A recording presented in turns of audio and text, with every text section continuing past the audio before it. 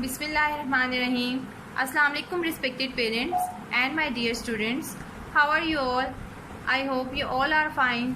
Today we are going to learn about prepositions. Let me tell you the definition of preposition.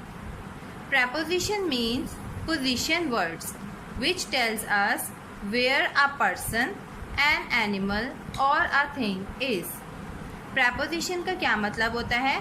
Position words जो हमें बताते हैं कि कोई इंसान, कोई जानवर या कोई चीज़ कहाँ है. अब कोई चीज़ में कुछ भी हो सकता है, कोई फ़ैन, कोई टेबल, ट्री, काइट, एनीथिंग. कोई प्रेपोजिशन वर्ड्स हमें क्या बताते हैं कि कोई इंसान, कोई जानवर या कोई चीज़ कहाँ है. Preposition means position words which tells us where a person, an animal or a thing is. We are going to learn about 5 commonly used prepositions. हम क्या पढ़ने जा रहे हैं? 5 commonly used prepositions. Number 1 is in. Number 2 is out. Number 3 is on. Number 4 is under. Number 5 is over. चलें बेटे teacher के साथ रिपीट करें. Number 1 in, out, on, under, over. Again in, out, on, under, over. Okay. The very first preposition which I am going to tell you is in. पहले मैं आपको इन का phonic बताऊंगी. आई ए एन न, इन, ए न, in, a n in, a n in. In means under, in means under, in means under. For example, look at this picture students. आप देख सकते हैं. What is in this picture?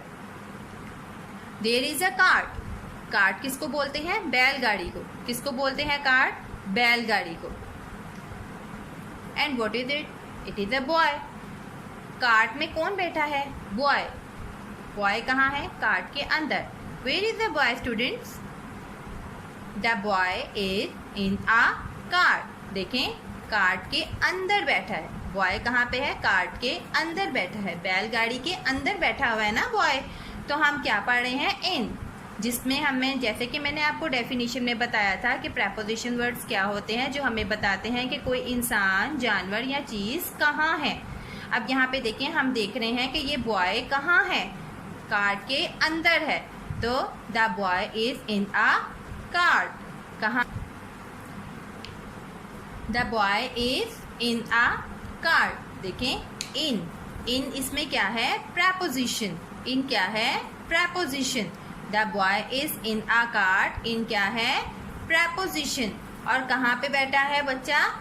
Cart के अंदर बैठा है. बैलगाड़ी के अंदर बैठा है. अंदर की इंग्लिश क्या है? इन. इन मीन्स अंदर.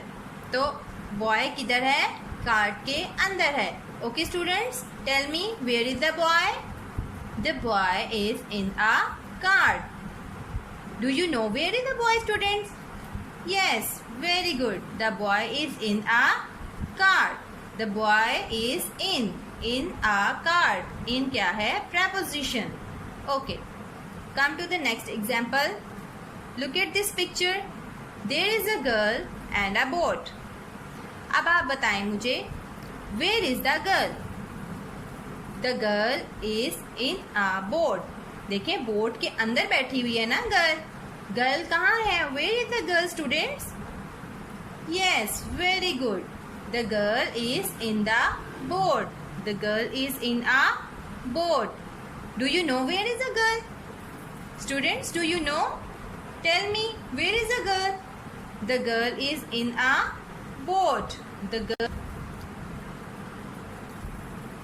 Come to the next preposition. Our next preposition is out. O U T out. पहले मैं आपको इसके फोनिक्स बताती हूँ. O O U U T T O U T out. O U T out. O-U-T, out. Out means बाहर. Out means बाहर. For example, look at this picture. There is a bag and books. आप देखें books जो सी हैं वो bag से बाहर है ना, ये बाहर पड़ी हुई ना बुक्स. आउट है, बाहर है, तो हम क्या कहेंगे? The books are out of the bag. The books are out of the bag. Out means बाहर. तो आउट मीन्स बाहर. इसका मतलब है बुक्स क्या है? बैग से बाहर है. हमने आउट के कंसेप्ट को देखा, जैसे कि हमने डेफिनेशन में बताया था कि प्रेपोजिशन जो सी है वो हमें बताती है कि कोई चीज़, कोई जानवर, कोई इंसान कहाँ होता है. तो यहाँ पे हमें ये बुक्स बता रही है ना, ये थिंग्स है ना, बुक्स थिंग्स में आती हैं. तो ये कहाँ पे है? आउट है. Out is the preposition. The books are out of the bag. Out is the preposition. किताबें कहाँ हैं? बैग से बाहर है. The books are out of the bag. Yes, look at this picture. देखें, यहाँ पे आप देख सकते हैं कि ये एक केज है और ये एक बर्ड है. बर्ड केज से आउट है, बाहर है ना, तो बाहर है तो क्या हुआ? Out. The bird is out of the cage. ये क्या है? केज. और ये क्या है? बर्ड. अब ये बर्ड कहाँ पे है? आउट है. तो the bird is out of the cage. Where is the bird, students? Yes, very good. The bird is out of the cage. The bird is out of the cage. And out is the preposition. Out क्या है? Preposition. जिसका मतलब है out means बाहर. परिंदा पिंजरे से बाहर है, तो it's mean the bird is out of the cage. और next preposition is on. On की phonics आपको बताती हूँ. O-O-N, N. O-N, on. O-N, on.